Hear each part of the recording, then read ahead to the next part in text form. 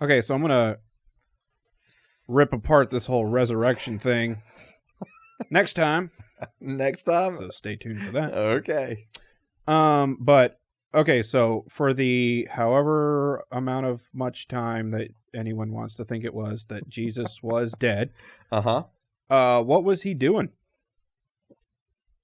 What was he up to? Yeah, there is nothing really in Scripture that just clearly says, here's what he was doing. There's some speculation. All right, well, this has been the Way Around This Part. There's been some speculation. And, one thought is just, all right, well, for us, if we die, and then to be absent from the body is to be present with the Lord, then when he died, he would have been present with the Lord. So he just went to heaven. Yeah, I mean, that's a thought. And then God was like, hey, you got to go back. Yeah, we gotta raise you from the grave. Really, Dad? Yeah. So just did all the stuff. Right. But there's a couple other things that may give an idea, a perspective of what he did. Oh, okay. So I'm going to mention two different things. All right. And they're kind of out there in the sense of most people may not be aware of them, or if they are, they don't really know what to do with them, these passages. Okay. All right. So the first one I'm going to read from is 1 Peter 3:18. Okay. And read just a few verses here. So it says, "For Christ also suffered for sins once for all, the righteous for the unrighteous, that he might bring you to God. He was put to death in the flesh, but made alive by the Spirit, in which he also went and made proclamation to the spirits in prison, who in the past were disobedient, when God patiently waited in the days of Noah while the ark was being prepared." What? So one thought is that Jesus actually goes to hell or to Hades and actually preaches proclaims who he is and what he's done and what he's going to do to those that are in hell. Okay? Oh. All right. So okay. that's one thought on this. So he went to hell and was like, scoreboard. Yeah. So, right. I win. Yeah. Yeah. And that is actually our thought, is like he went not just to proclaim it, to set them free, but to flaunt it almost. Right. Like, hey, you thought you killed me. Still here. Well, here I am. Yeah. Okay. And so that's one part. The other part is that it's having to do with the fallen angels that came during Noah's time in Genesis 6, who were the fathers of the Nephilim. Oh, this again. Yeah. It always goes back to Nephilim. All right. And so the same thing basically was that he was going and making known even to them, look, I'm Lord, I'm God. So anyway, so that's out there as a theory. Okay. Okay. And again, different people will take different positions. It feels I'll like say on this. the cheesy comeback where you think you killed Arnold Schwarzenegger, but then Right. he shows up with a machine gun. You know what I mean? Yeah. The quippy one-liners. Right. And then there's another passage Okay.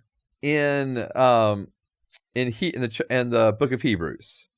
Okay. Well, I like the last one. All right, you like the last one? Yeah, I like that one. So you're kind of for the fact Jesus went Yeah. and kind of did his thing to hell. Yeah. In hell. Yes. In other words, some people are like, yeah, he was just kind of like, listen, I win. Mm-hmm. And others are like, no, he actually proclaimed who he was and that kind of thing, preached to them.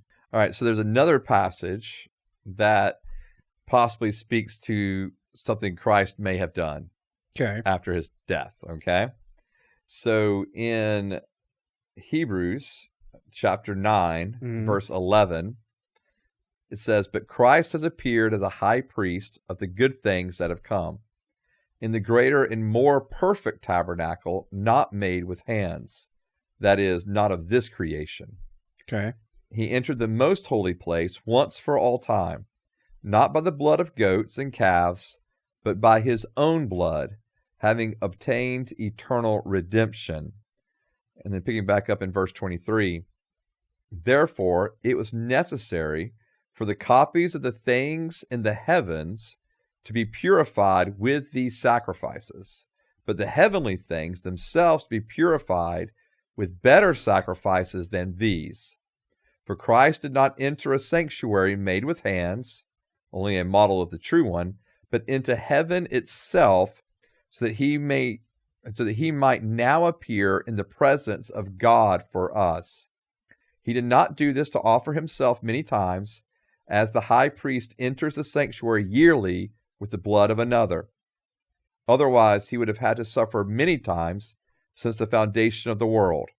But now he's appeared one time at the end of the ages for the removal of sin by the sacrifice of himself. And so there's another thought that Christ actually goes to heaven, and there's like a literal like sprinkling of blood. What? Yeah. So, because what he's talking about here... In heaven? In heaven. Because what he's talking about here, this passage is doing is contrasting the blood of animal sacrifices to his own in the earthly tabernacle or the earthly temple. And what they're saying is that tabernacle was just a copy of what's actually in heaven. So we had to go sprinkle blood in heaven, in the most holy place there. Just like the high priest had to sprinkle blood every year. Was it human Jesus blood? Or was it heavenly? Yeah, and that's where it gets interesting. Like, so was his whole body actually like raised, taken up to heaven, blood sprinkled there in the heavens? So his like body, literal Jesus blood. Okay. And because one of the things that's interesting about Jesus is even in his bodily form, there's still the holes in his hands. After he comes back to life? After he comes back to life, the resurrected Jesus. There's still holes in his hands. In his side? There's still a hole in his side. Yep. Okay. Because he actually tells Thomas, he said, if you don't believe me, come. Put your fingers in my hands. Put your fingers in my side. Okay. Yeah. So that's another theory of what Jesus was up to in between death and resurrection. So he went to heaven and just bled all over the place. Well, that's what he did. He just bled out. Well, no, but with intentionality, I guess you would call it. Yeah. So, yeah. Right. I mean, you know. Okay. I mean, well, that's not as cool. That's not as cool as the other one. That's lame. All right. What if he did both? The other one's better. What if he did both? Sure. Yeah. No. Okay. Fine. He could do both. He could do both. Yeah. Right. Who knows? Yeah. Yeah. So he went to hell and was like, "What up?" Right. And then he just bled all over heaven. Right. Okay. All right. Is it still there? Is he still there? No. When we get to heaven, is the blood just going to be all clouds and gold buildings, and then just a big splat of blood across? I don't know. It's interesting because they continue to refer to Jesus as the Lamb who was slain. Like that's what he's like in heaven. That's how they're referring to him. When we read in the book of Revelation, that's how they're referring to him. And so, all right, yeah. So that's what Jesus was doing. Yeah, just throwing some Bible passages out there for you to have some fun. Are there any other theories of what he was up to that are just like he sat in his cave and waited? And no, not really. Watched his dead self decay. No, not really. Okay. Yeah.